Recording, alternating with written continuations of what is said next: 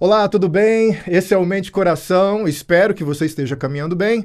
Eu sou o pastor Sauro Queiroz e nós estamos dando continuidade ao tema que nós temos tratado nas últimas semanas, prisioneiros do passado. Aqueles traumas, aquelas pendências que ficam pegando no seu pé à noite, puxando sua coberta, não deixa você dormir, entravam a sua vida, complicam seus relacionamentos presentes e ameaçam também os seus sonhos no futuro.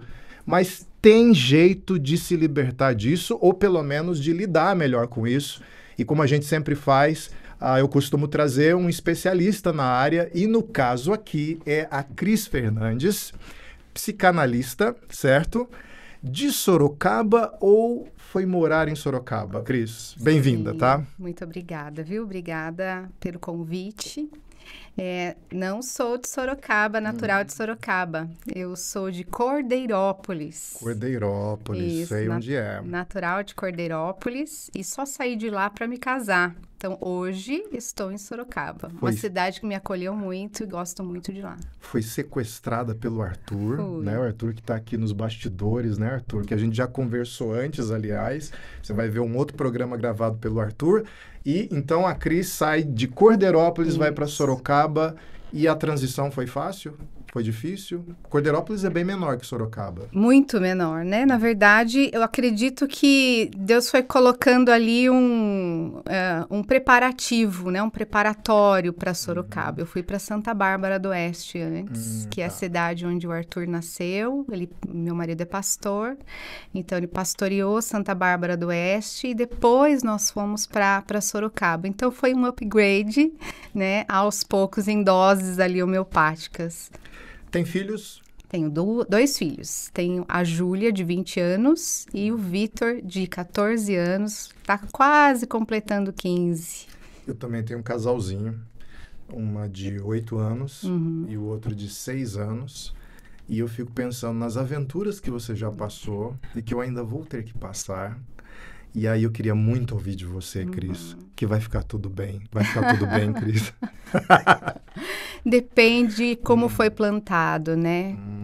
Depende como foi plantado. Depende. Tem muitas pessoas que querem colher, por exemplo, uma adolescência saudável, mas não parou para ouvir a criança, né? Não parou para ter esse tempo com a criança. Teve desconexão entre pais e filhos ali na fase inicial, que é uma fase tão de base, basal ali, fundamental para a criança, para o alicerce da criança.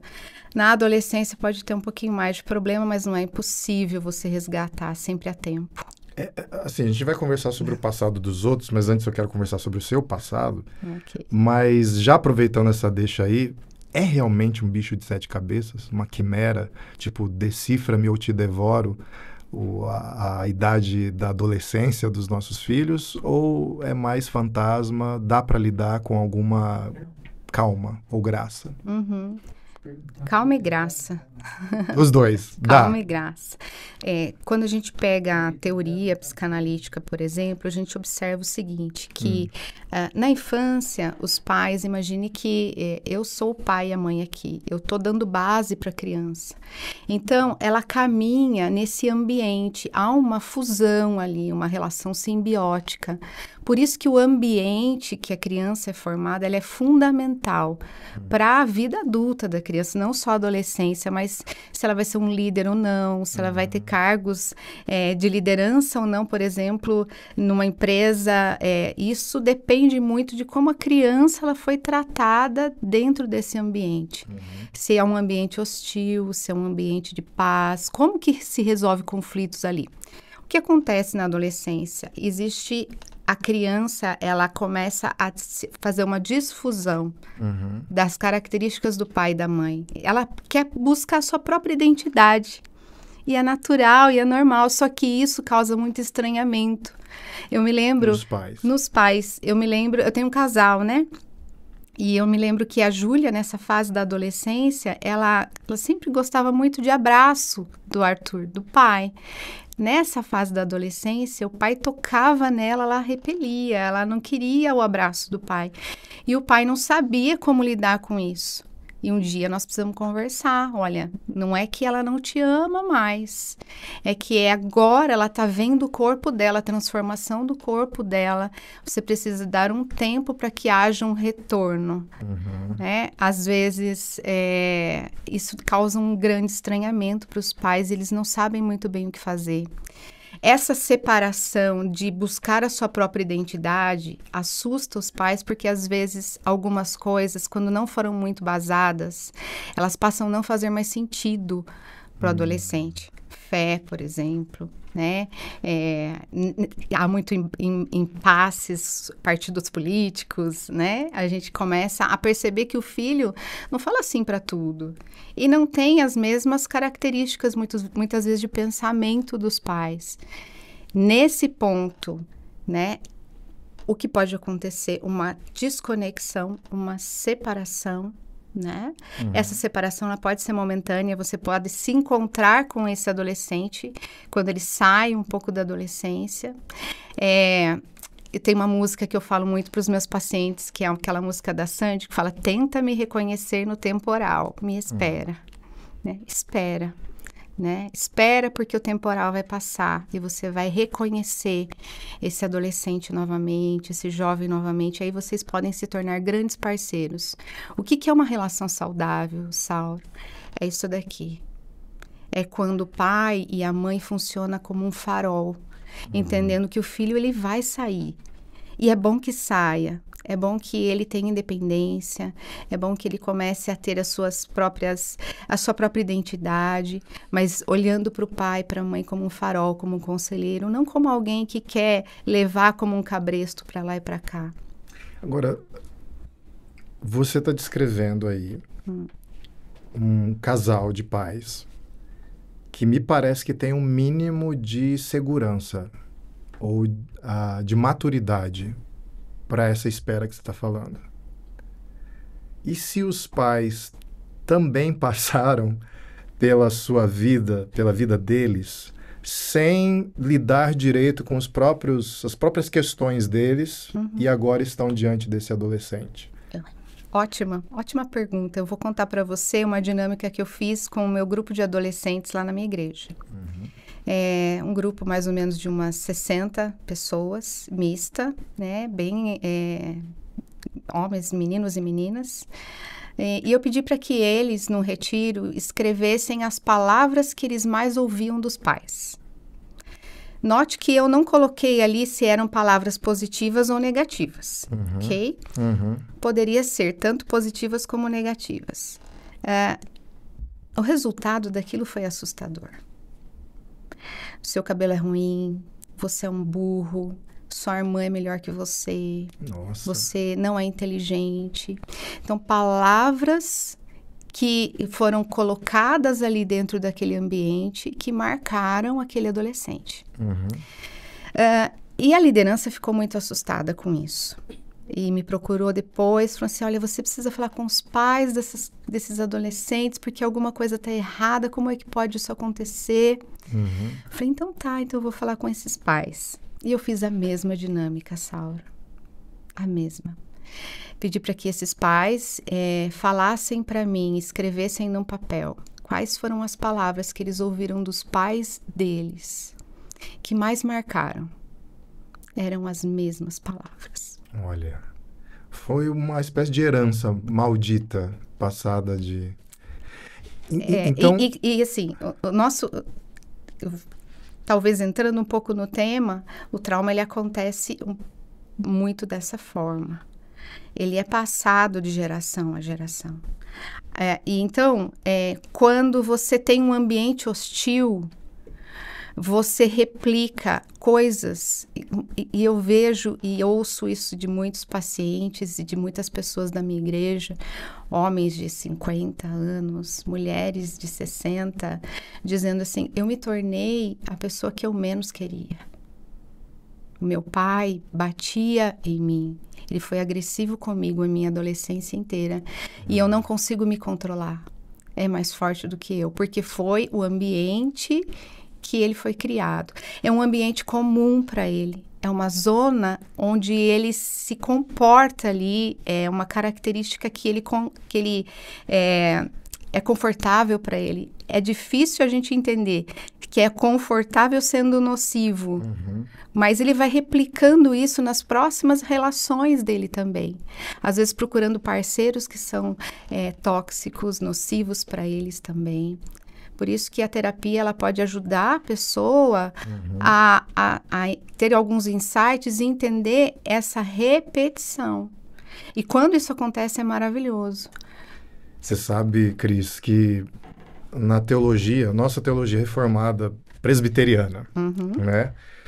Ela diferencia um pouco de uma outra linha com relação à maldição hereditária. Certo. E eu gosto da forma como a nossa teologia define. Ela diz que a maldição hereditária é o pecado passado de pai para filho. Então você está me descrevendo uma maldição hereditária. Um pecado, um comportamento nocivo, uma classificação, porque palavra de pai vale muito, de mãe vale muito, né? Aquela máxima que a gente usa e que crente tem arrepio na espinha, mas ela tem um quê de verdade. Palavras têm poder, né? E no ambiente familiar eu imagino que sejam muito poderosas, né? Sim. E é alguma coisa passada de pai para filho. Na teologia a gente tem um caminho de libertação inicial, que é o evangelho entrar nessa... O evangelho tem um pacote básico, né, falando de graça, de perdão, de reconciliação. Então ele fornece uma esperança de que esse ciclo possa ser terminado, mas não é com uma campanha com dinheiro, viu, gente? Não vai botar dinheiro para libertar seus pais ou seus filhos, não vai funcionar. Mas Jesus entrando na vida dessa família, há libertação. Só que eu também, Cris, já que não nos conhecemos muito bem, eu sou do tipo de pastor que gosta também da parte da teologia reformada, que diz que existe uma coisa chamada graça comum e que Deus atua, inclusive, através dos dons, das habilidades, da ciência, da medicação. Tudo isso são ferramentas que melhoram a vida das pessoas, é de Deus, é uma ação indireta de Deus através dos dons das pessoas. Você é psicanalista, então você vem com essa autoridade para cá. Ao meu ver, e eu queria que você em casa enxergasse dessa maneira também, Deus te capacitou para ajudar pessoas, dentre tantas coisas, a lidarem com seus traumas. A gente começou falando sobre adolescentes e pais, né? E de como algumas coisas vão passando de pai para filho. Eu queria saber, assim, minha dúvida, aos seus olhos, ao seu ver, com base na sua experiência e conhecimento, o que é um trauma na vida de uma pessoa e por que ele tem esse poder de incapacitar alguém no presente? A sensação que eu tenho é que trava a vida das pessoas. No gabinete pastoral eu vejo muito isso. E como a gente está conversando nos bastidores, né? Às vezes eu sinto que tem uma limitação minha e eu tenho que encaminhar para um profissional, um psicanalista, um terapeuta. Mas essa é a sensação que eu tenho. A sensação é, eu não consigo viver o presente, eu não consigo enxergar o futuro, porque tudo que eu enxergo é o passado é a minha prisão. E ele é insolucionável, incontornável, e eu sou muito inferior a ele, e é assim que é. Certo. E quem está do outro lado, e eu tenho uma outra curiosidade também, mas depois eu pergunto, de como quem está do outro lado, e aí pode ser um pai, uma mãe, um amigo que está vendo aquela vida aprisionada no passado, fica angustiado e aflito, falando, mas está tão fácil. Assim, tão fácil assim para quem observa, né? É só abrir. A chave está até girada já não está nem mais trancada. A pessoa não percebe mais que não tem mais correntes nem nada. Ela pode sair dessa porta, dessa penitenciária do passado, mas ela se mantém ali mesmo com a porta aberta. O que é trauma e por que ele é tão incapacitante na vida da gente, na sua opinião? Vamos lá, tem muita coisa, né, que você colocou agora na mesa. O trauma é uma dor física, psíquica, e vem com um combo, alguns cúmplices que gostam de nos escravizar, como a culpa, a vergonha, a solidão, né? O trauma, ele é como um vírus. Ele pode matar, ele pode se espalhar para as pessoas que estão ao nosso redor e ele pode ser geracional. Por que geracional? Tem uma pesquisa fresquinha agora na rede científica, e que uma pesquisa longitudinal, porém com muita substância, com muita base, com muita consolidez. Eu gosto muito de pesquisas que são feitas com seres humanos, né? Porque se é uma pesquisa longitudinal, por mais que camundongos se assemelham com o nosso DNA, né? Tem as reações ambientais. Tem uma semelhança. Tem as nossas... Por isso que fazem testes com eles. Sim, e tem, com relação a trauma, não só com camundongos, tem com crustáceos, por exemplo. Então, qual que é a pesquisa? A pesquisa científica com humanos, com pessoas que passaram pelo Holocausto. Então, o que se identifica? Então, se você que não conhece nada, pesquise sobre epigenética, por exemplo. O que eles identificaram? Que os netos das pessoas que passaram pelo Holocausto, eles têm uma marquinha no seu DNA, que é a epigenética. É como, o que eles descobriram a bem grosso modo, né? De que você não herda apenas a cor dos olhos do seu pai, do seu avô. Você não herda apenas o colesterol dos seus avós e da sua mãe, né? Você também herda o trauma. Olha. Então, existem algumas situações... Desculpa, geneticamente. Porque, por exemplo, eu já tinha lido que na gravidez, por exemplo, se a mãe está em depressão, é possível afetar com certeza, o feto. Mas aí a gente está falando de um momento que essa mulher passa e esse momento atinge o desenvolvimento da criança. Mas genética é mais que isso. E eu vou colocar uma lenha na fogueira aqui, porque você falou de maldição hereditária, né? E o que está dizendo na Bíblia a respeito das gerações, né? Que tem o que? Terceira geração? Como que está escrito, pastor? Tá até 10ª geração e... De castigo, né? Mas a misericórdia de Deus é muito além. Isso, é muito além, né? Isso, mais ou menos isso. Não vou saber te falar mais ou menos biblicamente. Mas o que os cientistas descobriram é que esses efeitos do trauma, eles vão até a terceira geração. Então, pelo que está na Bíblia, é que o pecado, né, como a teologia reformada fala, né, ele pode reverberar na nossa geração até a terceira e quarta geração. Mas que as misericórdias de Deus, elas superabundam e elas vai até 1000 gerações, é mais ou menos isso.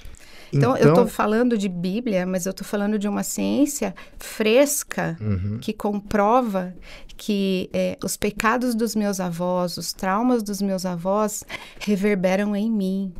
Então, naquela pesquisa que você mencionou da Segunda Guerra, do Holocausto, o que alguém... Por exemplo, o Viktor Frankl, que é o pai lá da logoterapia, né? Que acho formidável aquela experiência de vida. Ele estava ali no Holocausto, alguém como ele, que estava vivenciando ali, foi afetado por aquilo. Os filhos e os netos são afetados. E os bisnetos podem ser afetados de alguma maneira por essa experiência. Se nós pararmos por aí... Mesmo não tendo vivenciado... Sim, se nós pararmos por aí, não tem, todo mundo é traumatizado, não tem o que eu fazer, não tem o que fazer, né? Então, estou fadada ao fracasso. Não. Por quê?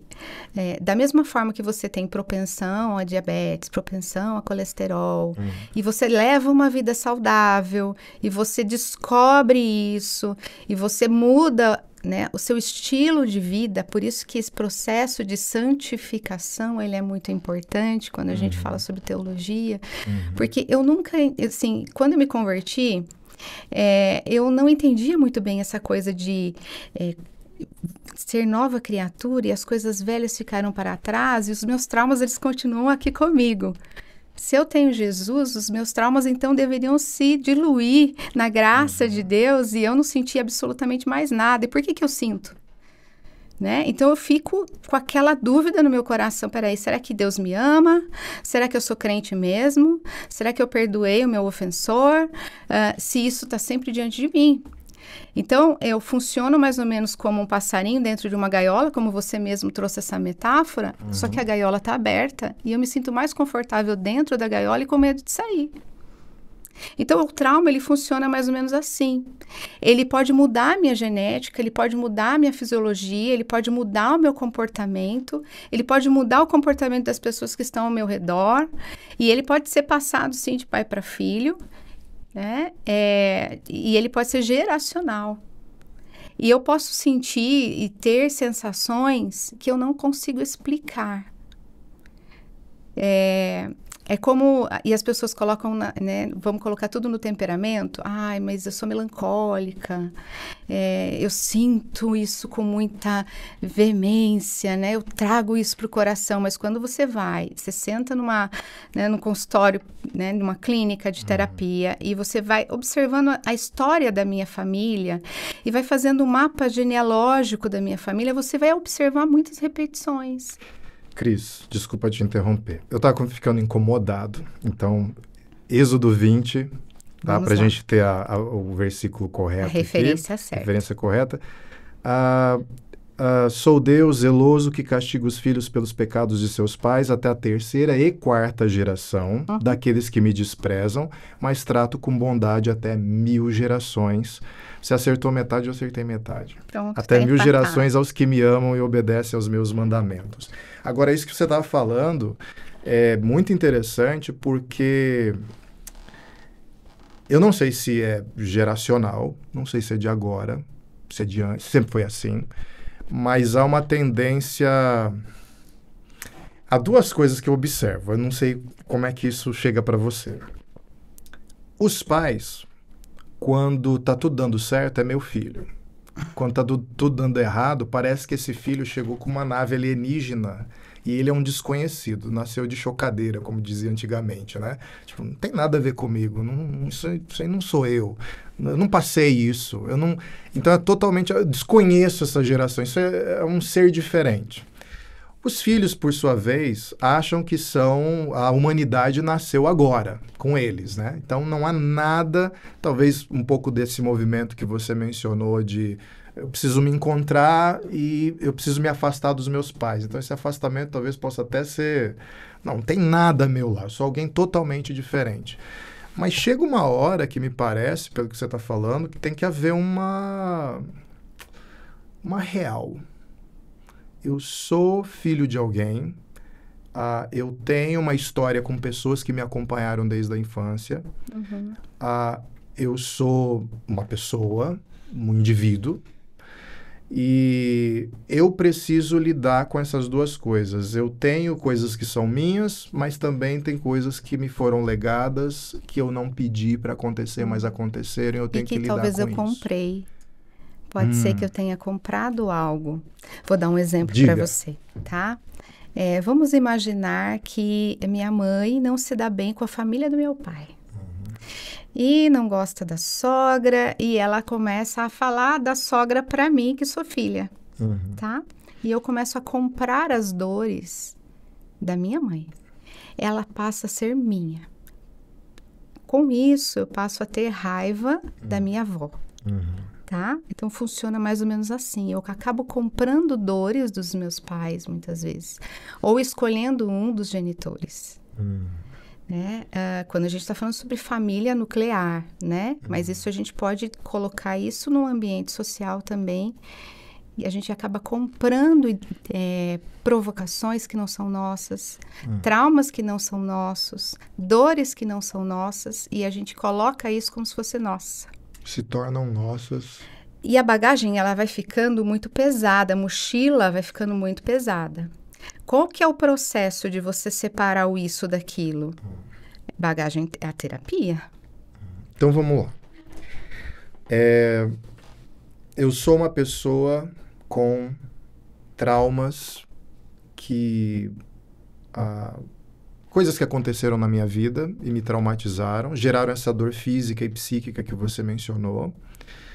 E também sou uma pessoa que coleciona traumas comprados de outros. Eu não vivenciei, mas eu comprei. Comprei aquele ódio, comprei aquela mágoa, aquela amargura, comprei, tá? Então tem esse pacote de traumas. Tô com uma série de problemas relacionais no meu casamento, com os meus filhos, no meu trabalho, a vida está insuportável. E ela parece ser uma repetição infindável dos mesmos problemas, porque afinal a minha vida está ancorada naqueles traumas. Você falou de terapia. Assim, eu sei que a terapia leva tempo, é um ferramental que é usado ao longo de todo um processo, mas poderia dizer para a gente o que a terapia leva em consideração e que ferramentas que ela usa para ajudar a pessoa a lidar com isso, com os traumas? Eu vou falar da minha área.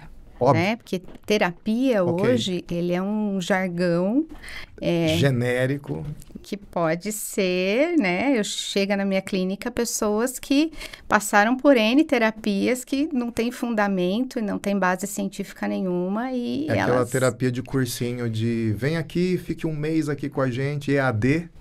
E aí a gente... Não contra o EAD, mas assim, eu percebo muita gente se tornando terapeuta...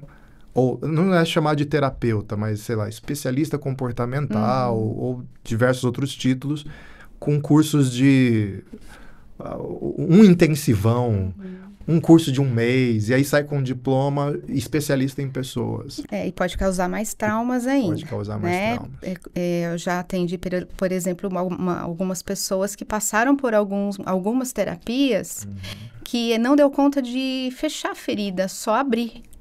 Então, quando ela aparece na clínica, ela aparece mais ferida ainda do que ela já está. Ou então despertando situações que a pessoa nem sabe se viveu.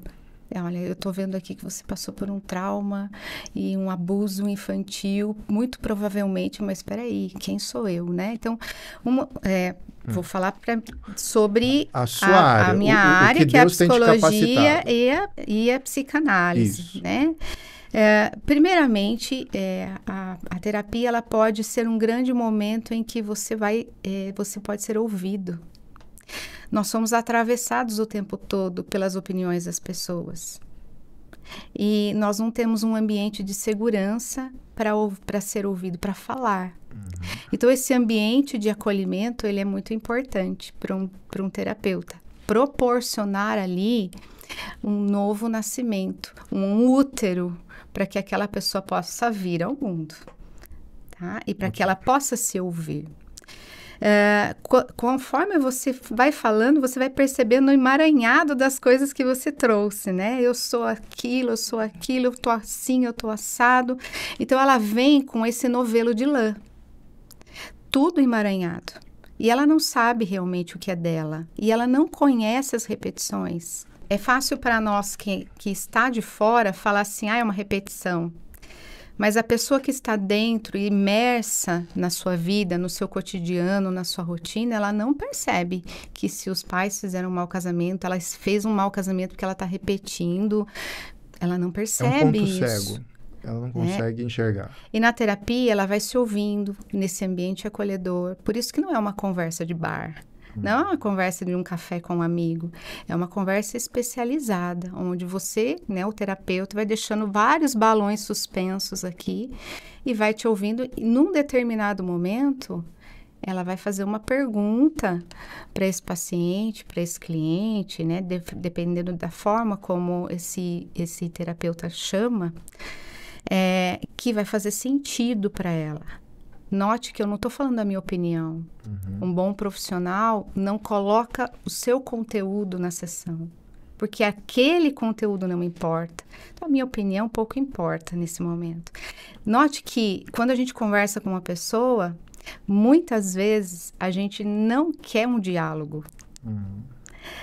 Muito provavelmente você já está na sua mente pensando qual a próxima pergunta você vai fazer para mim, ou então tentando rebater o que eu estou falando. Você não está prestando atenção no que eu estou falando. Isso é normal, porque nós nos comunicamos assim. É o famoso bom dia, nossa, meu dia foi terrível. O meu também foi. Aí a pessoa começa a falar do dia dela. Conteúdo dela. Que bom que você levantou essa ponte para eu falar de mim, né? Mas... Então, assim, na terapia é um ambiente diferenciado. né? Existe, assim, existia e ainda existe muito preconceito nas igrejas com relação a isso, né? E muitas pessoas têm até um pouco de receio. Ah, não tô louco, né? Para fazer terapia. Ou então, eu vou na terapia e ela vai falar para mim e vai mudar minha cabeça. Vou perder minha fé. Vou perder minha fé. Um bom terapeuta. Por isso que tem bons médicos e maus médicos, bons pastores e maus pastores, tem bons profissionais e maus profissionais. Isso é importante. O bom terapeuta, ele leva em consideração, então, a fé da pessoa, a importância dessa fé. Com toda certeza, porque o conteúdo que a pessoa traz é dela e é único. Não importa se eu estou atendendo uma pessoa que não professa a mesma fé que eu estou ouvindo a dor da pessoa. E se a dor da pessoa tem a ver com a igreja, tem a ver com a forma como ela foi tratada ali no ambiente eclesiástico, ou não, ela precisa ser ouvida e acolhida. E a igreja, ela também pode ser um ambiente muito traumático. Fonte de dores e de traumas, com certeza. A gente vê muitos casos disso, muitos casos. Agora, a gente está falando desses traumas.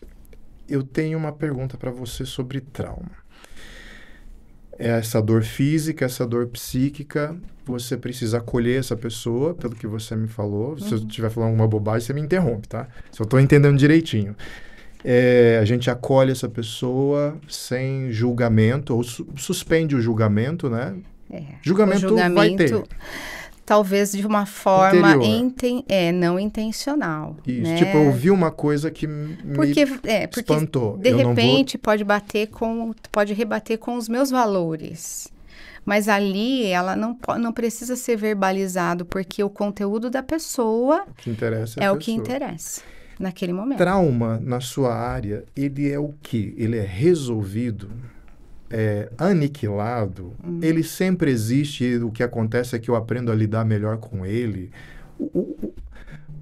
O que deve acontecer com a minha relação com o trauma? Ela tem que ficar como para ser considerada uma relação, se é que eu posso dizer isso, saudável? Então, ele tem uma hora que ele acaba, nossa, eu nunca mais vou ter que lidar com isso. É como se fosse delícia. uma... assim... suspeito que não seja um esquecimento. Esqueci. Nossa, parece que foi com outra pessoa. Não, você vai continuar lembrando daquilo. Mas qual é a terminologia que vocês usam para... essa pessoa está indo bem no lidar com o seu trauma? O que tem que acontecer nessa relação com o trauma? Que você olha assim para o seu paciente e pensa assim, que bom, ele está indo bem. Tá, vou dar um exemplo para você de algo que aconteceu comigo uma vez. Eu moro numa casa que tem um jardim na frente. E eu plantava grama, colocava grama e a grama não ia. Ela morria. Tinha um pedaço do meu jardim que morria a grama. E eu ia no CEAGESP, comprava grama de novo. Era insistente. Até ali que eu entendi que não ia conseguir plantar nada ali. Aquela grama verdejante. Não tinha, não era para mim. Não era para mim. Né? Eu olhava para o jardim do meu vizinho. O famoso jardim do vizinho. E o meu, a grama amarelada ou então seca. Ali eu coloquei pedra naquele jardim. E em cima da pedra, vasos de flores. E aqui, toda vez que eu olhava para aquele jardim, eu falava assim, poxa, ela não tem uma grama, mas como ela tá bonita. E ali, Deus falou muito comigo a respeito dos meus traumas e dos traumas das pessoas que eu atendo. Talvez não vai voltar como era antes. Algo aconteceu, uma marca ali aconteceu. Mas você pode transformar essa marca em algo que pode fazer com que você... E isso é uma loucura. Eu preguei essa semana passada com as mulheres, e eu falei a respeito das loucuras que Deus faz conosco de usar as nossas feridas para abençoar outras pessoas. Isso é loucura, né? É uma loucura que só Deus pode fazer conosco. Mas a partir do momento que eu entendo que essas marcas que aconteceram comigo fazem parte da minha vida e eu preciso olhar para elas com carinho, não colocar uma pedra sobre o assunto, porque se eu coloco uma pedra embaixo da grama, eu vou matar a grama, mas eu vou fazer uma arte daquilo. E tem um poema, eu não vou saber te falar quem que escreveu esse poema, mas ele diz assim: uma parte de mim é todo mundo, outra parte é ninguém, fundo sem fundo. Uma parte de mim é multidão, outra parte é estranheza e solidão. Uma parte de mim pesa e pondera, outra parte delira. Traduzir uma parte na outra parte é uma questão de vida e morte. Então eu aprendo que eu sou a mistura de todas essas coisas. Tudo isso junto. E eu aprendo a olhar para os meus momentos de escuridão e entender que aquilo faz parte da minha vida e eu vou olhar para isso. Como eu vou falar para uma mãe que perdeu um filho, por exemplo, para que ela não esqueça, ela esqueça da dor que ela sente? Isso é uma marca que nunca vai acontecer, ela nunca vai esquecer. Mas ela pode olhar para essa marca com outros olhos e aprender a viver. Com ela. Apesar da E aprender com ela. Aprender com ela. E quando a gente olha para essas marcas, ela pode florescer. E não que não vá mais doer. Eu não gosto muito dessa dinâmica de cura. Eu acho que dentro de um processo traumático, nós podemos entender que a cura ela vai acontecer na medida que eu possa olhar e chorar para minha marca. Olhar para minha marca e ter um tempo que eu possa chorar por ela. E esse tempo de choro não é cronometrado. Tipo, é uma coisa que acontece muito em funeral ou aquele processo de luto. Tem uma hora que a pessoa é incomodada com a dor do outro, né? Fica uma batata quente na mão dela, não sabe o que fazer com aquilo. Aí diz, não, mas para de chorar, segue em frente e tal. Pode ser que daqui a 10 anos essa pessoa se pegue abrindo o álbum, se é que ainda tem álbum de fotografia, né? Mas se abre o celular para ver as fotos antigas, se lembre e chore, talvez como na mesma intensidade que chorou quando estava ao lado do caixão. E isso não é necessariamente ruim. Eu acho que isso é o processo. Isso é parte do processo. A nossa geração, o nosso mundo contemporâneo tem um analgésico na bolsa. A gente está desaprendendo a se relacionar, seja com o nosso mundo interior, seja com as pessoas. Eu acho que a gente está desaprendendo a sofrer. E entender que dentro do pacote de emoções que o Senhor nos deu e que tem para todos nós, existe a alegria, existe a tristeza, existe o medo, existe um pacote de emoções aí, Sauro. E dentro desse pacote de emoções, a tristeza faz parte. O fato é que tanto as pessoas querem nos tirar desse lugar de tristeza, como a gente não quer olhar para essa dor. E talvez o processo de, não vou falar cura, mas de restauração, de ressignificação, é um processo de exatamente ir de encontro com a dor. E é isso que as pessoas não querem. Elas querem fugir da dor. Elas querem tomar um remédio que faça com que ela durma a noite inteira, o dia inteiro, até passar a dor. Só que quando elas acordam, a dor não passa. E necessariamente, em algum momento, ela vai precisar olhar para essa dor. Agora, tem um tipo de prisioneiro do passado que a gente conversou nas últimas semanas no Mente e Coração, que a gente está falando de pessoas que tiveram traumas no passado e elas ficam presas negativamente a esse trauma do passado. Agora, tem também aquelas pessoas que viveram uma fase que elas consideram muito feliz, idílica, paradisíaca, às vezes é na infância, foi extraordinário. Aí aconteceu algo. E essa parte da vida delas ficou trancafiada na memória. Do trauma em diante é muito ruim, é uma porcaria, é uma tragédia, e há essa saudade desse tempo que ficou para trás. Tem muita gente que não, a minha vida no passado foi muito ruim e hoje no presente é ruim porque no passado foi ruim. Mas eu também vejo pessoas que têm essa idealização ou da infância ou, sei lá, dos primeiros anos do namoro. E aí algo acontece e, como se fosse dois continentes se separando, entrou uma fissura aqui no meio e ele está dando tchau para o passado, triste, morrendo de tristeza porque não está mais lá, e o presente está afastado por esse trauma. Como que lida com essas pessoas? Ou, se nós somos essa pessoa, que caminho que a gente tem que buscar? Imagine que eu vou dar um papel para você agora, uma folha de sulfite, e você vai fazer um caminho. Qual é o lugar preferido do Sauro? A praia. Então, coloca Sauro, né, num ponto do papel e praia num outro determinado ponto do papel. E você vai traçar um caminho, tá? Pode ser sinuoso, pode ser reto, um caminho. Vai fazer nessa folha de sulfite. O que o trauma faz? Ele pega uma borracha e apaga alguns pontos do caminho. E ele não só apaga, ele coloca alguns pedregulhos no lugar, alguns pântanos no outro, e ele muda a rota.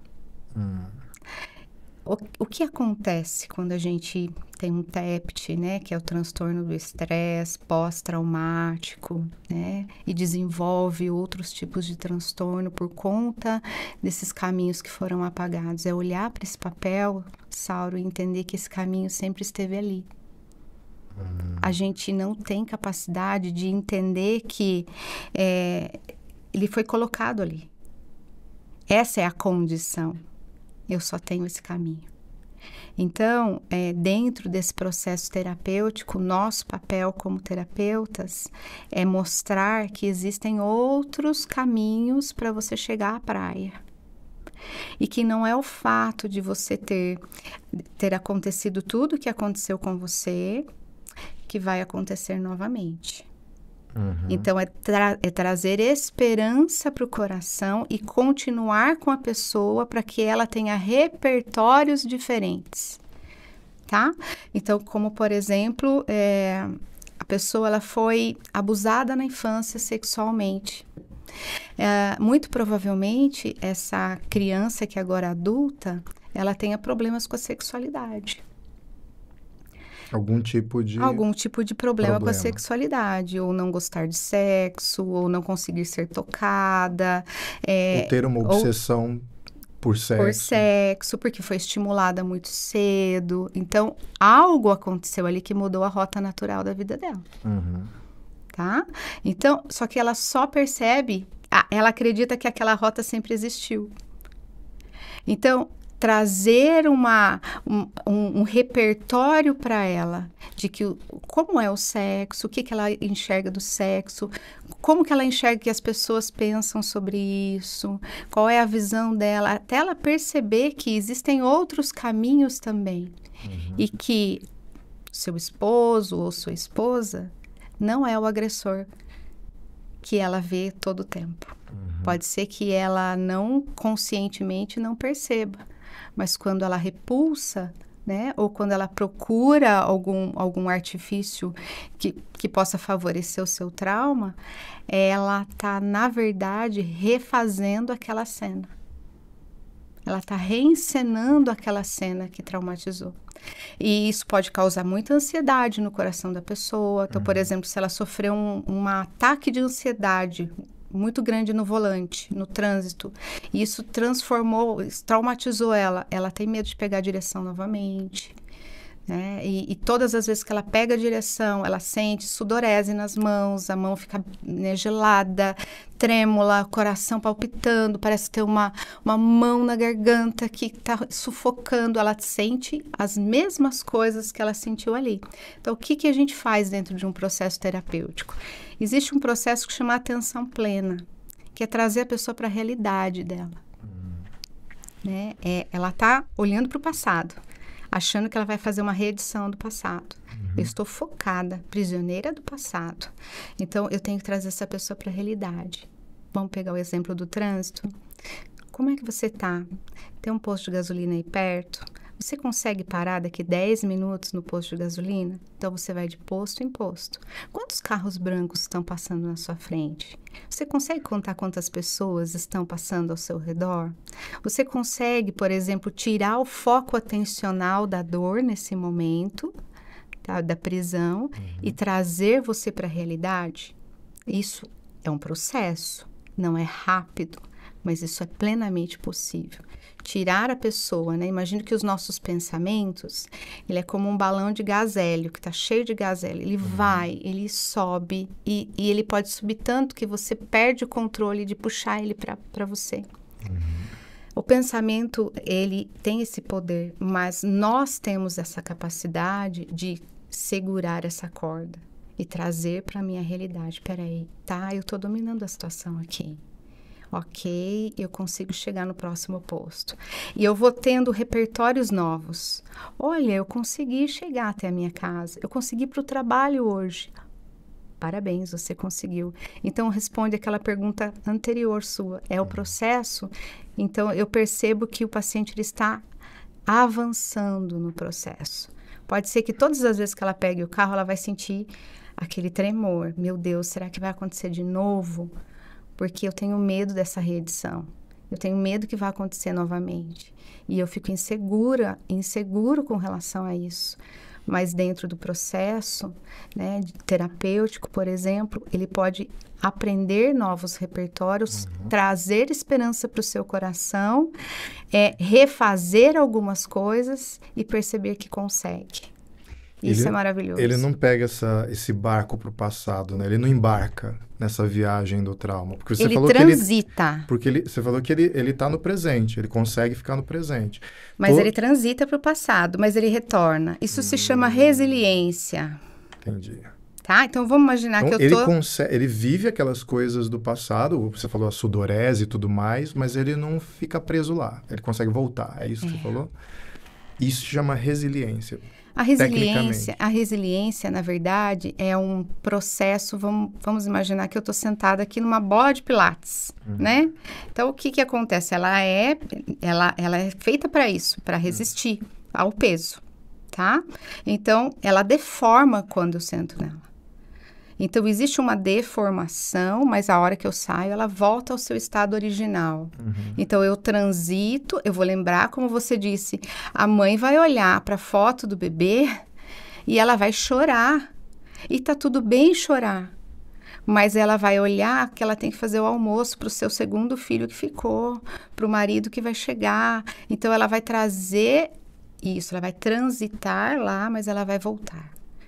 E isso vai acompanhar a vida dela, a ponto de que ela consiga se permitir chorar, se permitir ficar nervosa, mas entendendo que esse é um processo dela, que ela está cuidando, que isso é natural e que, não, ela vai conseguir, ela vai ganhando confiança nesse processo de que ela pode até que ela consegue tentar uma nova gravidez, até que ela consegue ir ao trajeto do trabalho e ela vai ganhando esses repertórios. O nosso cérebro, Sauro, ele é muito preguiçoso. Nós temos mais de 90% de comportamentos automáticos e não controlados. Então, nós não prestamos atenção nas coisas que a gente faz. No processo de dirigir, por exemplo, eu não prestei atenção vindo para cá, né? Se eu troquei de marcha... quando o hábito está sendo... Aí a gente... Vou passar a marcha, Se você está aprendendo algo, você requisita do seu cérebro muito foco atencional. E isso transforma... Isso tira ele de algumas regiões do cérebro. Então, por exemplo, quando há algo emocional... carregado de emoção, seja alegria, tristeza, medo, emoção, ele está ativando o sistema límbico, que é lá no centro do cérebro, tá? Quando é a razão, ele está ativando o córtex pré-frontal. Quando ele precisa resgatar alguma memória, ele está ativando a parte temporal. Acontece que quando existe um trauma em nós, nós perdemos a capacidade de ativar essa parte do cérebro. Então, nesse processo de restauração, nesse processo de ressignificação, você tira a intencionalidade, a potência do sistema límbico, tá? Que vai te dar cortisol e vai fazer você, que é o hormônio do estresse, aí vai desencadear várias coisas em você, mas ele vai trazer uma consciência do que está acontecendo ao seu redor, ativando outras áreas do seu cérebro que rebatem essa que o sistema límbico fornece, tá? Então, vai como se tivesse um curto ali. Mudando o foco atencional para o presente, o que vai acontecer? Eu tiro o foco atencional do passado. Eu ativo outras áreas do meu cérebro e eu percebo que é possível. Ou seja, mas é um exercício. Não é feitiçaria. O psicanalista não vai te enfeitiçar é um processo. É um processo técnico. Acontece dessa forma fluida, orgânica de uma conversa e ouvir e interagir ali, mas e alguns exercícios, como você falou, vai de posto em posto, né? Conta os carros brancos, no caso de alguém com trauma na direção, né? Mas é técnico. Sim, porque você trabalha com a causa e o sintoma, tá? A psicanálise trabalha com a causa e com o sintoma. Eu tô vendo que eu atendi pacientes, por exemplo, que não conseguia, com burnout, não conseguia subir a escada para chegar na minha sala. Eu tive que carregar esse paciente, literalmente, para ser atendido, até o ponto dele voltar a trabalhar. Você falou de burnout. A gente tem conversado aqui sobre esse olhar para o passado, para o trauma no passado. E veja se eu estou equivocado ou não. É uma questão de senso comum, aí eu quero testá-la com você que tem o conhecimento. A impressão que eu tenho é que mesmo que a gente aprenda com os traumas, ele sente à mesa conosco, a gente consiga conversar com ele, eu não posso ter, ou as pessoas não podem ter ilusão de que isso vai me levar para o passado feliz. Minha vida foi impactada pelo trauma, a vida das pessoas foram impactadas pelos traumas que elas vivenciaram e não vai ser a mesma coisa que o passado. Ela realmente ela muda o curso da vida, ela tem que ser algo a ser levado em consideração. Tem um amigo meu, viciado em trabalho, muito querido, e tem a mesma idade que eu, tenho 42, ele tem 42 também, e ele se doou sem descanso ao trabalho. Pastor. Tem muitos pastores com burnout, sim, aliás, pelo menos que eu conheço, e se doou para aquilo, e sem folga, sem férias. Quando tinha férias, eram aquelas férias que a gente trabalha e não descansa. Quebrou. Ficou com pânico na hora de pregar, sim, na hora de ensinar, entrou um desespero, o que eu faço agora? Meu trabalho é essencialmente isso. E aí nós, amigos, fomos acolhendo, ouvindo ele, desesperado, procurou ajuda, começou a medicação como um preparatório ali para a recuperação dele. Ele começou uma terapia, e aí, quando ele foi se sentindo melhor, já consigo dar uma aula, ele resolveu voltar para o mesmo ritmo de antes. Já estou bem. Com a mesma intensidade. Com a mesma intensidade. Ele teve um outro ataque no púlpito. E dessa vez foi muito pior, as pessoas repararam, ele morreu de vergonha, ficou uma situação horrível. Sim. Quando ele voltou para o especialista falou assim para ele, olha, você nunca mais vai poder trabalhar da forma como você trabalhava antes. Você vai ter que se reorganizar para trabalhar de uma forma diferente agora. Ou seja, isso é sintoma. Não é a causa. Porque na cabeça dele, isso era uma tragédia. Eu falei, mas eu não vou poder mais, então como é que vai ser minha vida agora? Então, essa fala do médico dizendo assim, você vai ser tratado, ok, tudo bem, mas a vida que você levava, dê adeus para ela, não vai ser assim. Não quer dizer que vai ser pior, vai ser melhor. Vai ser diferente. Vai ser diferente. Mas isso é... Isso Mas assim, 42 anos... Para ele, eu não tô falando que 42 anos hoje em dia são os novos 30, né? São os novos 30.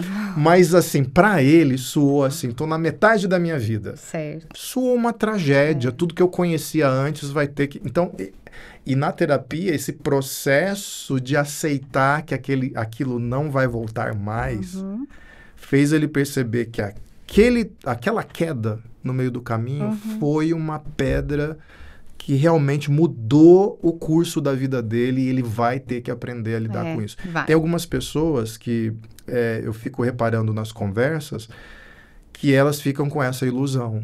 Eu vou conversar com a Cris e a Cris vai me equipar para eu voltar para a vida que eu tinha. Às vezes não. Isso acontece em aconselhamento de casal. Eu vou desviar, mas eu vou voltar para o que a gente está falando. Muitas vezes a pessoa ela tem uma discussão e decide se separar, só que quando ela volta, ela não trata aquilo. Ela volta para os mesmos hábitos, para os mesmos conflitos e ela quer um resultado diferente, mas ela faz as mesmas coisas. Como que eu vou, ter um resultado diferente fazendo as mesmas coisas? Voltando para esse caso de burnout, o que talvez esse psiquiatra disse para ele foi um grande empurrão para que ele observasse não apenas o sintoma, mas a causa.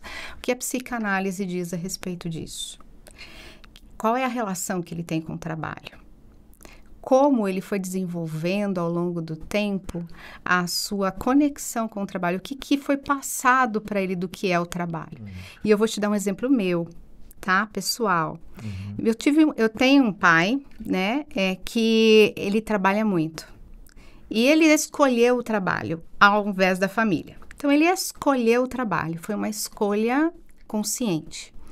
Só que, ao longo do meu processo de ressignificação, eu entendi que não eram coisas apenas ruins que eu havia aprendido com ele, mas a força do trabalho eu aprendi. E falando a respeito de palavras, como eu disse, palavras ditas para um adolescente, para uma jovem, eu ouvi algumas palavras na minha infância, na minha adolescência, que marcaram para mim. Então, a minha relação com o trabalho era, inconscientemente, de provar para ele que eu podia, que eu conseguia, que eu era inteligente e que eu ia dar a volta por cima. Então, eu me envolvi com o trabalho não apenas de uma forma saudável, mas eu me envolvi com o trabalho para provar para o meu pai que ele estava falando uma mentira a respeito de mim. Você entende? Então, eu estou indo na causa, eu não estou indo no sintoma. Qual que é o sintoma? Cris, você precisa descansar. Cris, você tem uma família. Cris, estudar agora de novo, para quê? Para que essa pós-graduação nova? Então, assim, o meu envolvimento com o trabalho, ordinariamente... É porque eu gosto de trabalhar, porque eu gosto de falar sobre isso, porque eu me sinto bem, eu me sinto à vontade, eu me sinto realizada com aquilo que eu faço. A gente estava falando no bastidor aqui, falando sobre estar no centro da vontade de Deus. Eu tenho plena consciência de que eu estou no centro da vontade de Deus quando eu estou aqui com você falando sobre aquilo que eu estudei, né? Mas isso tem consequências. E quando não é dosado... e traz, por exemplo, malefícios para nós, para nossa família, para nossa saúde, a gente tem que ir na causa. E me parece que os traumas relacionados a impulsionar alguém ao trabalho excessivo, trabalhar sem descanso, sem folga, sem prestar atenção na família e tudo mais, eu vou usar esse termo, esse adjetivo, mas não sei se tá? Pode ser que eu esteja sendo descuidado. Tá? Mas eles são especialmente perigosos, porque me parece, para a nossa sociedade, porque alguém que tem dificuldade em trabalhar, em produzir, o julgamento vem rápido. É preguiçoso, não sei o quê, não quer trabalhar e tarará. E aí você vai cuidar dessa pessoa, tem um trauma, a relação com o trabalho é uma relação difícil. Só que quem produz muito na nossa sociedade... ele é reforçado, positivamente, né? Sim. Ele é incentivado, ó como a Cris Bem trabalha sucedido, muito, né? olha como o Sauro, olha só, e ele não para descansar, e ele produz, você vai produzindo, esse incentivo vai até o dia em que quebra. Quando quebra, aí vem retroativamente, olha, também não descansou, também não cuidou da saúde, também não...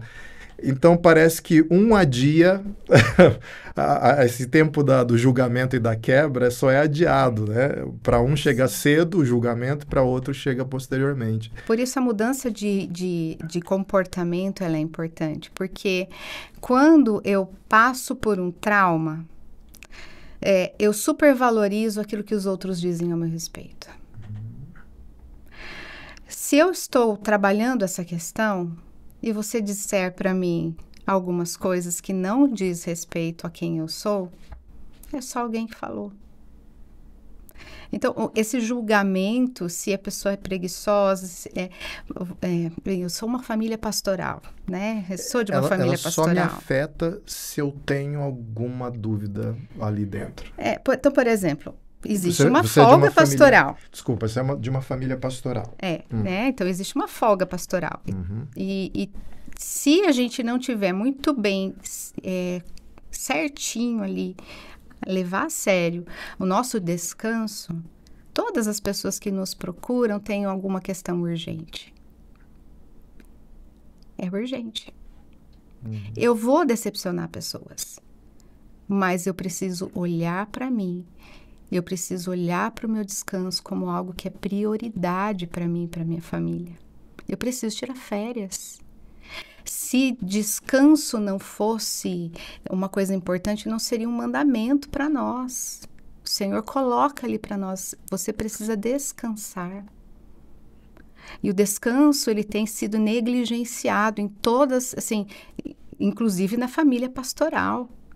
Porque todos precisam da gente. Como que eu vou dizer para fulana que ela sempre está lá, é o meu braço direito, o meu braço esquerdo na igreja, que eu não vou socorrer ela agora? Não, você não vai socorrer. Porque você precisa se socorrer agora. Então, quando a gente está num avião, o que a aeromoça fala? Se acontecer alguma coisa, máscaras de oxigênio cairão. Coloque em você primeiro e depois você coloca no outro. É essa dinâmica. Né? Eu preciso olhar para as minhas necessidades, e isso não é egoísmo. Porque se eu não estiver bem, as mesmas pessoas que estão aqui para falar, pastor, esposa de pastor, como você trabalha bem, vão falar, nossa, né? Não está tão bem assim. Então, se eu supervalorizo o que o outro diz, Sauro, eu perco a minha identidade, eu começo a ficar fluido. Uhum. Eu não sei para onde eu vou. Né? E isso é um perigo muito grande para o burnout, porque em alguns casos você precisa mudar de profissão.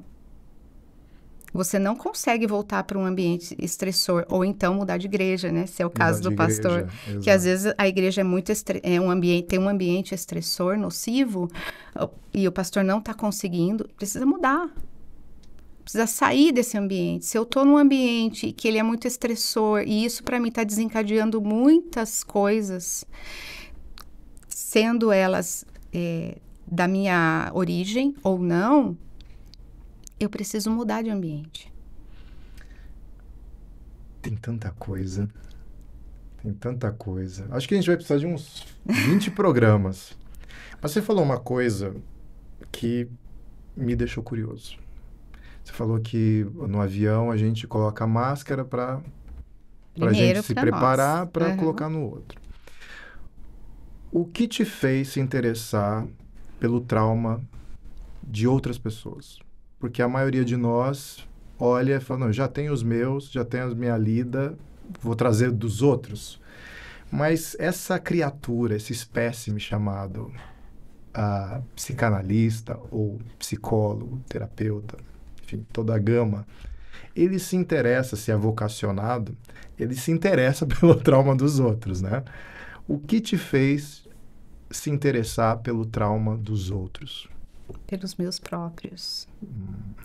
Porque eu não aguentava mais ficar presa ao passado.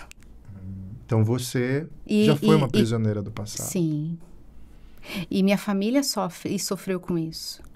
né? Os meus relacionamentos sofreram com isso, porque eu reproduzia no meu ambiente inicial, né, o que eu recebi do meu ambiente inicial. E isso trouxe muitas marcas para mim e outros traumas, né? Porque um trauma original, ele vai causando outros pequenos traumas, né? E isso começou a inquietar o meu coração. Como eu já disse para você, a partir do momento que eu me converti, eu achava que tudo isso fosse diluir, sarar, magicamente, né? Acabou.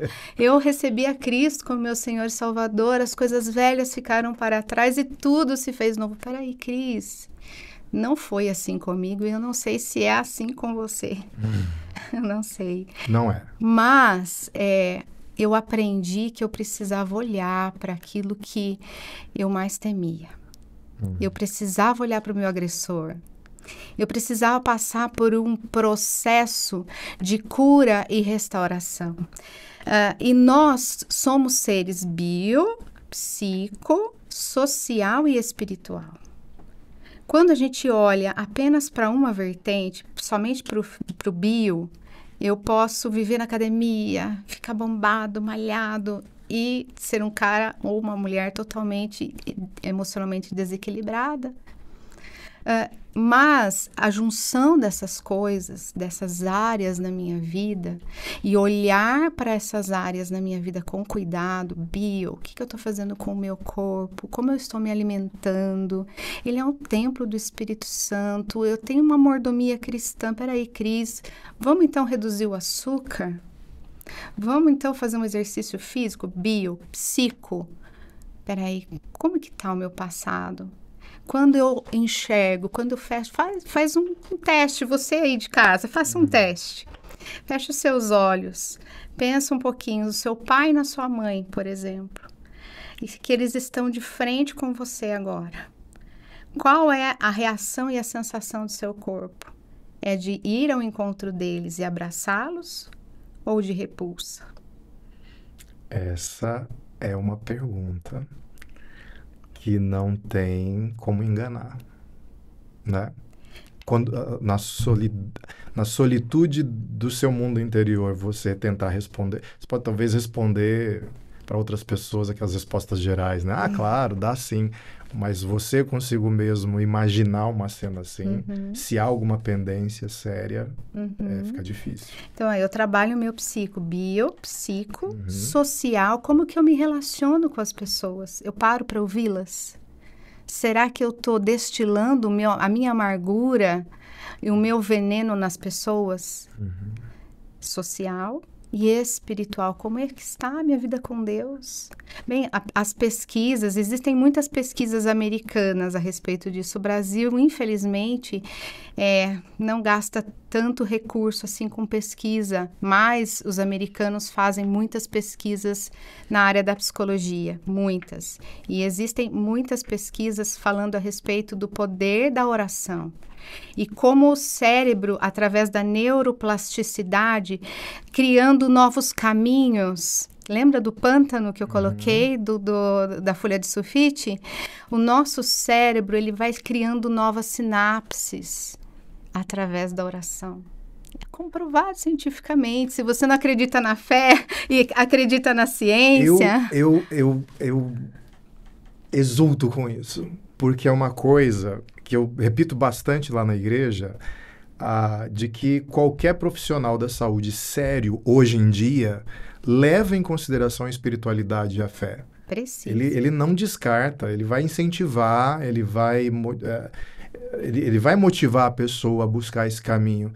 E eu às vezes converso com a igreja e falo assim, parece que o pessoal de fora está mais convencido disso do que a gente aqui dentro. Sim. E a gente tem que aprender o lugar da medicação. Que ela... Olha, eu tô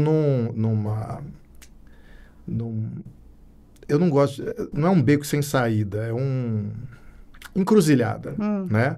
Quando apareceu o terceiro adolescente na comunidade dizendo assim, eu tô com síndrome do pânico tomando remédio, falei, não é possível. Eu não aceito isso, não aceito. Essas coisas a gente não pega no ar. Porque às vezes no bate-papo das pessoas, a sensação que eu tenho é, elas focam bastante, eu entendo isso, no preconceito, que as pessoas têm que aceitar que as pessoas têm problemas, né? Tem muita propaganda acerca disso, né? Não seja preconceituoso com quem tem depressão, não fique julgando e tudo mais. Eu entendo o lugar disso, mas o papo é uma doença... Entendo tudo isso, mas a sensação que eu tenho é que virou tipo um vírus que pega no ar. Não sei, de repente houve uma explosão de depressão e ansiedade pelo mundo, e é isso, gente.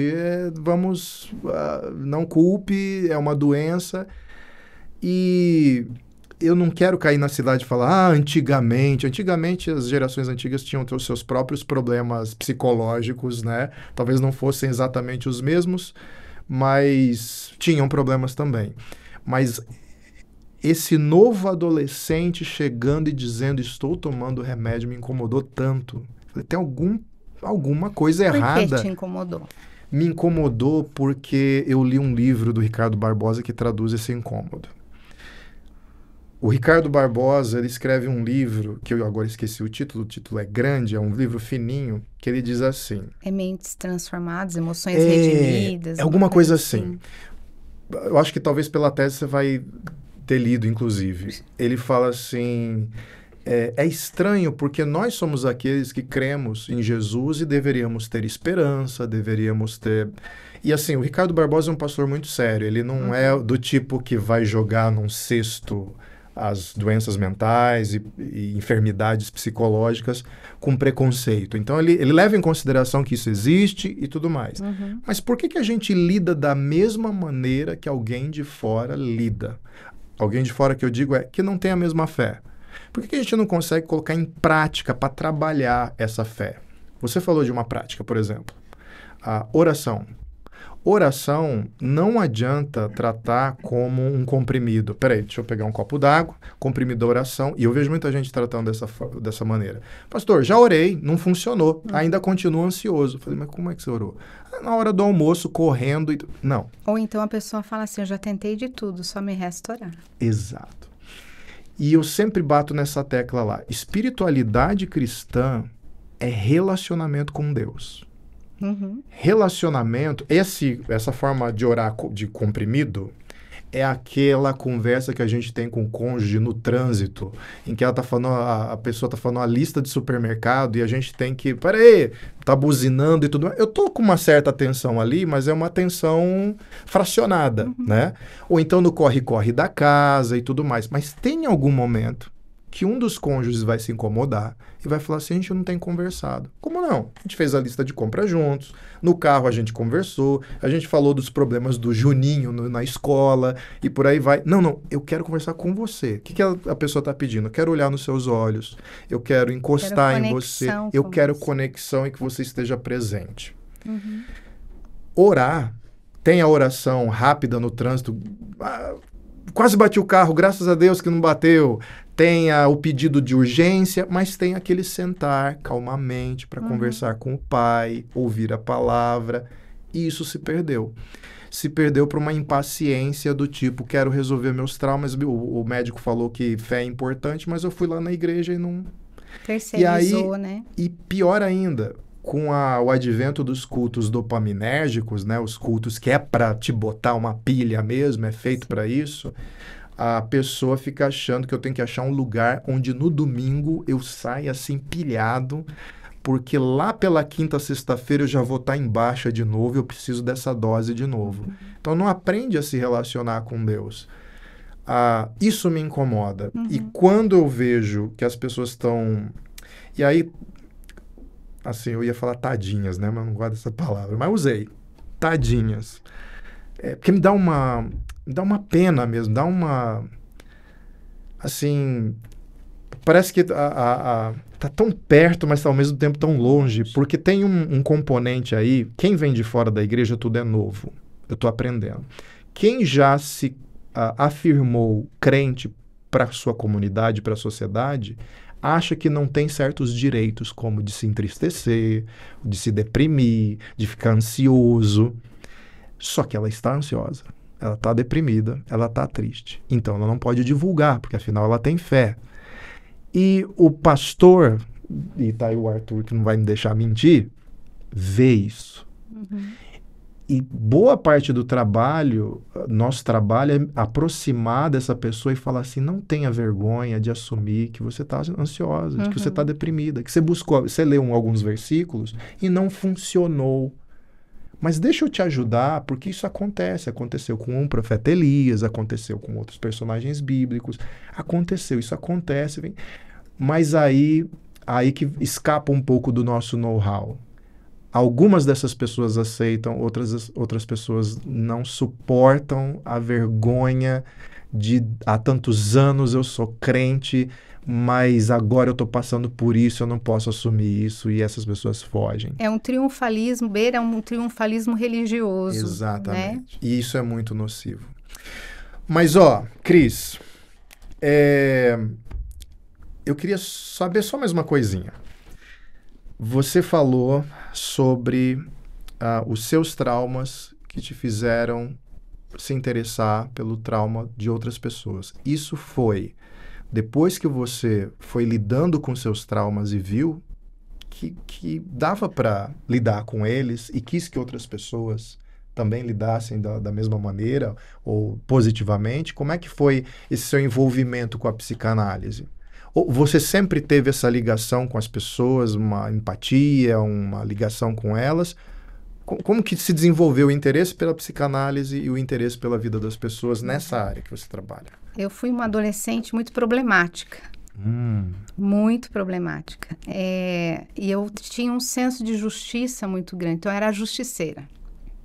Então, eu sempre quis e gostei de ajudar as pessoas, mas eu não entendia que esse senso de justiça Deus poderia trabalhar ainda. Eu sou talvez a gente vai em congresso e as pessoas, às vezes, os pastores conversam com o meu marido, você é de que família? Você é não sei o quê? Quantos membros tem sua igreja? Aquela conversa que eu não me sinto muito confortável, né?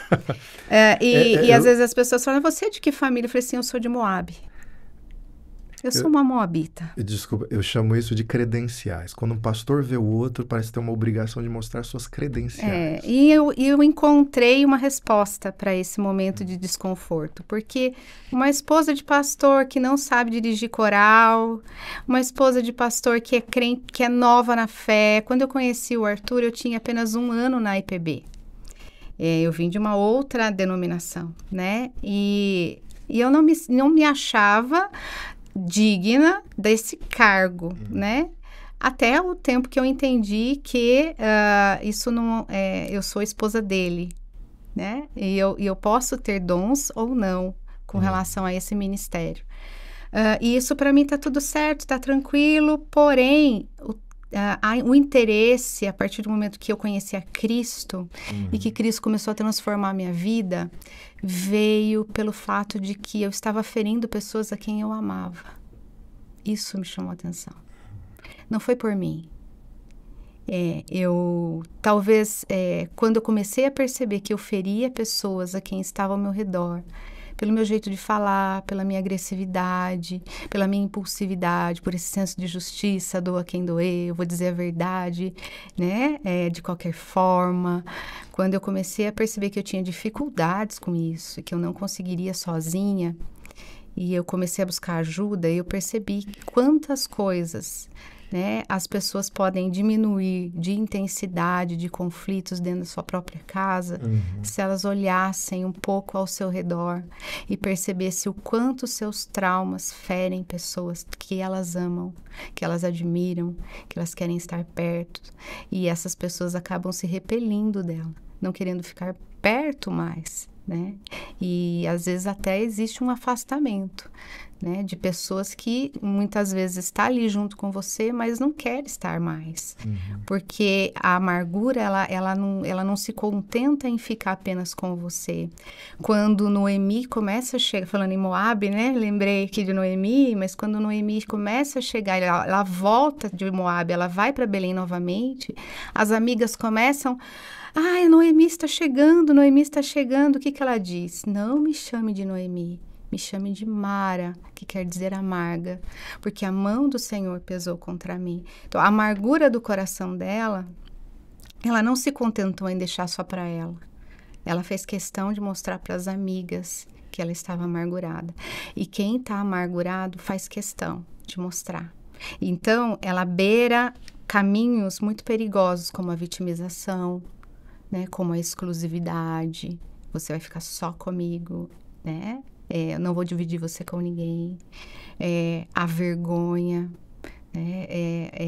Então, quando isso aconteceu comigo, eu comecei a perceber, dentro desse processo, não foi terapêutico, foi de santificação, e Deus moldando o meu coração, e eu percebendo que eu não quero que a minha família, né, que eu estou construindo agora, seja uma repetição da minha família nuclear. E eu precisei tomar uma decisão. Aí eu comecei a perceber que eu poderia, sim, ajudar pessoas a perceber da mesma forma como eu percebi. E mudar a rota, né? Para que essas pessoas mudem a rota desse transatlântico. E, às vezes, não sei se você já percebeu, o guincho de um transatlântico, ele é pequenininho. Ele é um barquinho. E ele vai só ali mudando a rota, fazendo com que ele desencalhe e aí ele siga o seu rumo, né, que ele precisa seguir. Então, foi mais ou menos esse o meu caminho, de olhar para os meus pântanos e perceber que eu queria que todo mundo estivesse ali comigo. E nesse processo foi que eu comecei a estudar, comecei a me preparar, entendendo que à medida com que eu me preparava, eu também ia me curando. Olha, lendo algo aqui, grifando, lendo a palavra, entendendo o valor da oração na minha vida, entendendo o valor de me revestir, como Efésios 6 fala da armadura, né? Eu vou me revestir da armadura, mas quando a gente percebe de revestir a armadura, e aí você fala sobre os crentes, sobre aquele que chegou agora, aquele que chegou depois, aquele que já está, a gente percebe que a gente olha para a vida de Davi. Ele rejeitou a armadura de Saul, que era uma roupa, uma vestimenta própria de quem iria lutar num exército. Ele rejeitou, porque aquilo não cabia para ele. Então, às vezes as pessoas chegam de fora e a gente quer colocar uma armadura que a gente já tem muito, muito em nós. E acha que essa armadura vai caber na pessoa. E a pessoa rejeita essa armadura. Mas chegou um momento em que Davi vestiu a armadura, mas não era de Saul, era dele mesmo. Porque aí ele estava pronto, através de todas as coisas que ele viveu, de estar na frente do exército e lutar as batalhas dele. E não as dos outros. Às vezes, a gente gasta muito o nosso tempo lutando batalhas que não são nossas. E a gente se desgasta. E, de repente, quando é pra gente lutar as nossas dentro da nossa casa, a gente tá fraco, cansado, sem força, né? Então, é mais ou menos isso que eu percebi ao longo da minha caminhada. E estou percebendo.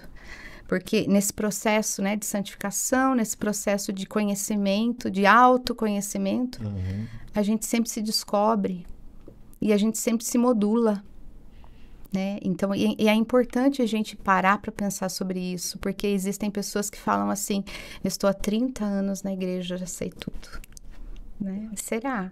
A palavra, ela se renova a cada manhã, né? E será que eu não posso aprender mais? Isso diz muito para mim. E eu tenho certeza que diz muito para as pessoas que estão nos ouvindo agora. E eu sempre fico pensando que tem alguém sentado do outro lado, olhando o celular e o computador e vendo a gente conversar aqui, e chegou até esse momento e ela pode pensar assim, poxa vida, os dois estão conversando, copinho de água, nesse cenário, e eu tô aqui, na escuridão da minha vida. Então, Cris, a gente tem um exercício aqui que a gente faz, que é de lançar um olhar para essa pessoa, olhar diretamente para essa pessoa.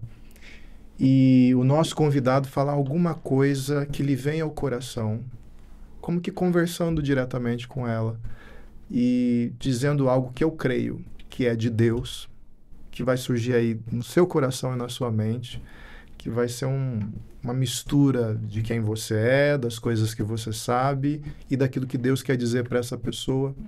Então, a gente tem esse momento. Então, eu queria te convidar para olhar para essa câmera aqui e falar diretamente com essa pessoa que está nos ouvindo agora e que está ansiosa, talvez, por um olhar e por palavras de acolhimento, de doçura, de boa vontade, de graça, de amor, de tudo aquilo que você pode oferecer para ela e que Deus venha te derramar agora, tá? Então, para essa câmera aqui, dá o seu recado. Primeiro, eu queria dizer para você que eu entendo você. Talvez eu não sei o que esteja acontecendo e quais são os traumas que você vem acumulando ao longo da sua história, ao longo da sua vida, mas eu queria dizer que eu te entendo. E eu queria dizer que, por mais que esses caminhos foram modificados e por mais que em muitos momentos você não escolheu aquilo que aconteceu com você, você tem uma possibilidade de fazer tudo novo, de escrever uma nova história. O trauma, ele não é o ponto final. O trauma, ele é apenas um capítulo da sua vida. Não faça desse capítulo uma enciclopédia. Olhe para esse capítulo com carinho, com amor. Se possível, perdoe. Porque o perdão, ele não vai apenas beneficiar o outro. Na verdade, às vezes esse outro nem está mais aqui. Mas o perdão, ele vai te libertar. Ele vai fazer com que você enxergue as coisas não como preto e branco, mas com cores. Eu queria dizer para você cuidar dos seus pensamentos, para você alimentar os seus pensamentos com coisas boas, com coisas que são lá do alto, porque o Senhor conhece os seus pensamentos e Ele tem pensamentos a favor de você. E a Bíblia diz que são pensamentos de paz e não de mal. Então, se apegue a essa paz, a essa força que somente o Senhor pode dar para nós. Sabe, eu sou terapeuta, mas eu sou cristã. E eu creio num Deus que está acima de toda a ciência e que é poderoso para fazer aquilo que terapeutas não conseguem fazer. Porque a matéria-prima do Senhor é o impossível. E por mais que você acredite que seja impossível ser transformado e viver uma nova vida, uma nova história, eu queria dizer para você que eu creio num Deus que pode todas as coisas e pode fazer o impossível, pode trazer à tona coisas que nem existem, pode devolver alegria. Ele é um Deus de restituição. Se nós olharmos o primeiro livro de Samuel, capítulo 30, nós vamos observar um texto de Davi que diz que ele foi rejeitado pelo rei Aquis. Ele foi rejeitado, ele não fez nada de errado. E uma parte do texto diz assim: o que foi que eu fiz para você, Aquis? Acaso alguma coisa aconteceu aqui nesse relacionamento que você não confia em mim? E ele diz: eu não posso que você lute conosco aqui. Você tem uma história. Rejeitou e foi embora. Quando ele chega na sua casa, na sua terra em Ziglag, ele encontra a sua terra queimada. Talvez nesse trajeto de rejeição até encontrar conforto e carinho na sua casa, ele tenha buscado isso. Olha, eu vou chegar em casa agora, eu vou encontrar conforto, eu vou encontrar carinho, eu vou encontrar afeto. Ele não encontra, porque às vezes, dentro da nossa própria casa, a gente não encontra isso. Carinho, afeto, atenção, conforto. E foi o que aconteceu com ele naquele momento.